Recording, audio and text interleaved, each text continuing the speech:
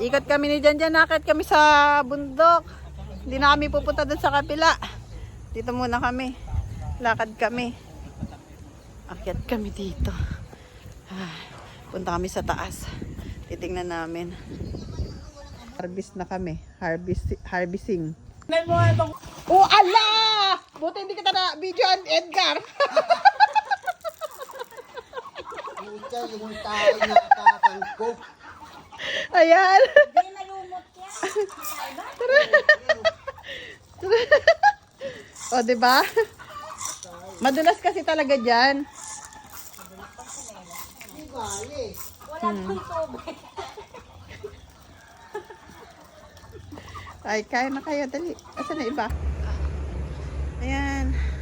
Kasi hindi pa siya na... Ayan na nga guys. Nalinis na yung farm namin. Dyan sa Laguna, sa Siniluan. Every week may naglilinis. Ganyan siya. Pero yung sa taas na yan, medyo mataas na yung mga kahoy. Hindi na namin yan guys. Tinatanggal yung mga kahoy. Ayan na nga guys. Nag-iikot kami dyan. Maglalakad kami papunta sa taas, pero sabi ko wag na kaming pumunta ng pamangkin ko dun sa kabila kasi may mga, alam nyo na yun, yung mga tao na hindi namin dapat kausapin.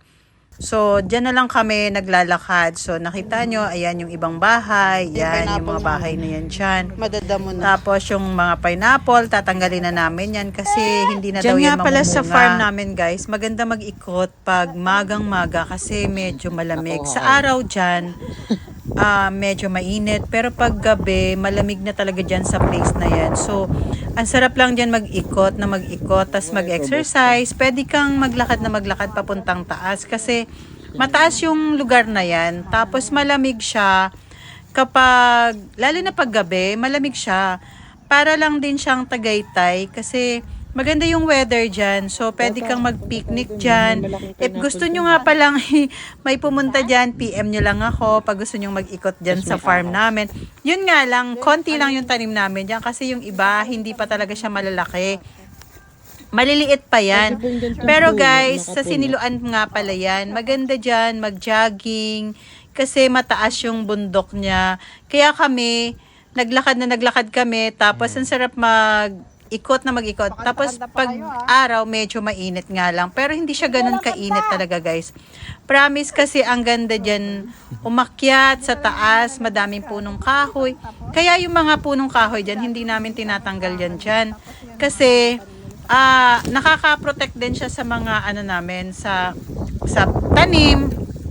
Tapos, yung mga damo dyan, kapag madamo na, nililinis na namin. Ginagrass cutter na namin nga pala yan, guys, kapag madumi na. Yun nga lang, hindi talaga namin pa lahat nalilinis. Pero, unti-unti nalilinis namin kasi every Saturday, Sunday, may naglilinis na po. So, parang 3 na silang naglilinis. Tapos, one time naman dyan, guys, kinagat ako. Hindi ko alam kung ano nangagat sa akin kasi ang sakit. Pero sabi nila, parang ano ba yun? Hindi ko alam kung anong hayop. Kaya parang bumalik na ako sa bahay kasi nga masyado siyang makate na masakit.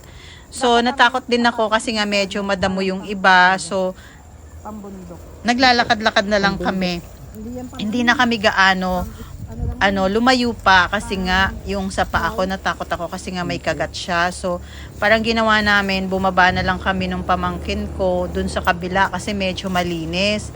Yung ibang madamo, hindi na namin pinuntahan kasi nga medyo na siya, yung matataas yung damo. So, ayan, nakita nyo naman, nalinis. Pero yung iba, madamo pa. Siguro by next, namin, pagbalik namin, na siya, maganda na ulit pag bumalik na kami ulit dyan, guys. Kasi madami na siyang naglilinis. Kahit pang lang yun, pang hugas, inisan lang. Pwede kasi yan eh. Yung panghugas ng mga plato, panghugas ng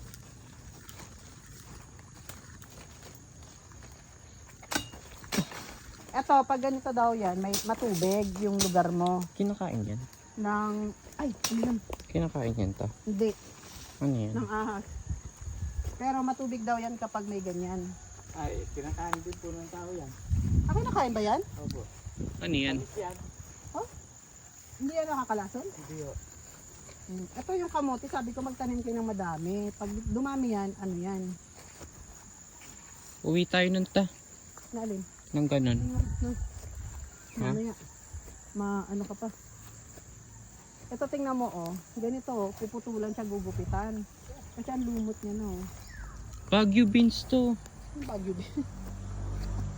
Ay. May bagyo beans talaga si Jan Jan. Aray. Ano to?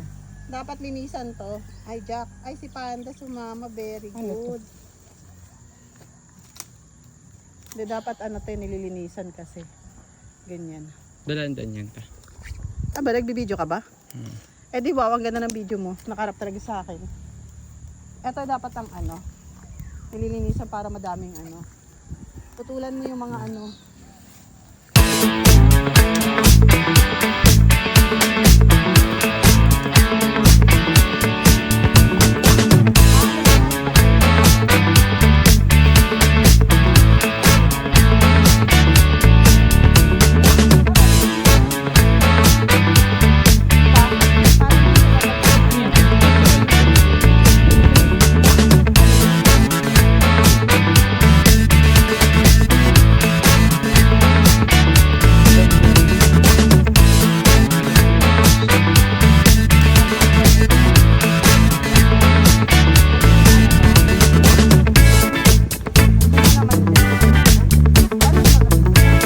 Maayos yun.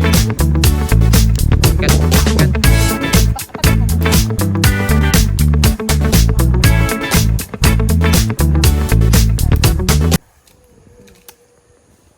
Dalandan ba to? O diba, tingnan mo kuya, diba mga ano na siya? Ha? Ganda na. Yung sinasabi ko sa'yo halaman. Pwede gawin Christmas tree. Pag malagot na. Alin? Yan? Meron kami yun, dami-dami yun. Mayroon, wala nga ako nakita doon sa pritan eh. Sa Rita ni wala. Saan meron dyan? Ano po Putal ka lang yun, madali yan tumubo. Kabayin talaga buo. Wag! Kasi talaga si Hukay, kundi si Pupa, Tapos bumili ka ng malaking paso. hindi mo na kailangan. Kita mo yung kapitbahay natin doon. Yung ano, yung Tingnan mo kuya, ang daming ano oh. Ang daming patay na. yung councilor, ang daming maganda yung ano niya. Ano, kapain mo na. Wag na nga, aray po. Ay, yung talong-talong to, di ba? Hindi po. Ano yan? Damo lang yan. Talong-talungan. Oh, talong-talungan talaga. Ano, matinik yan mabagawa. Talong-talungan. Aray po, may mga ano, may sumasapit sa mga paa. Hindi mo pa rin ito nag-grass cutter. Paluhan kasi yan ma'am, yung hiningi ko sa yung tansi. Yan, kailangan ko siya. Ah, yung sabi Wala. ano, Pulaw. pero saging-sagingan lang to. Saging-sagingan lang. Pula. Ano yan? Ano? Laso? Hindi yan. Hindi yan. Nililinis ni Kuya. Dadaanan daw namin. May bunga na yung ano namin. Pero matagal pa daw to. Mga 5 months. Yung ano. Ano na. May bunga na dalawa. Pero mga ano pa daw to. 5 months. 1 year pa pala. 1 year. Pero ang kito, dalawa. Tapos mamumunga. Pero ito hindi na yata kasi tuyo na. Ano po? Ito, hindi na no? Tuyo na to. Hindi na po yan. Ah, hindi na. So, ayun. Ito, bastos na halaman. O, diba? Pero maganda siya. O. Yan. Yan daw yun. Kala ko ano yan? Damo. Yan.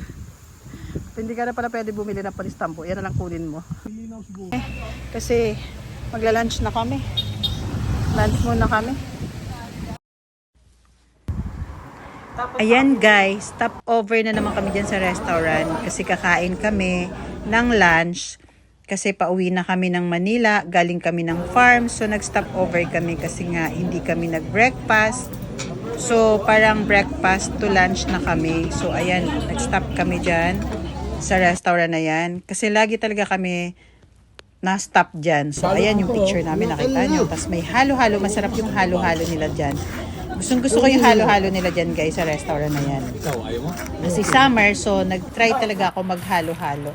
Tapos, ayan, nakita nyo na naman yan, panibagong grass cutter, nilinis nila ulit dyan sa lupa namin. So, ayan, ginagamas nila, pero yung iba nag-grass cutter kasi nga mas mabilis. Pero, Pag nagamas naman, guys, yung sa, ano namin, nagagamas sila, tawag niya nagagamas, yun, malinis din kasi nakukuha talaga yung ugat. Ayan, so nililinis na muna nila. So, ito naman si Kuya, nag-grass cutter yan para mas mabilis naman. So, pinag-grass cutter na nga niya pala kasi pagpunta namin doon next week siguro ulit sa farm, malinis na siya kasi nga, so matataas na yung damo. Yung iba naman, hindi siya mataas yung damo kasi nga, yung iba, nag-grass cutter nung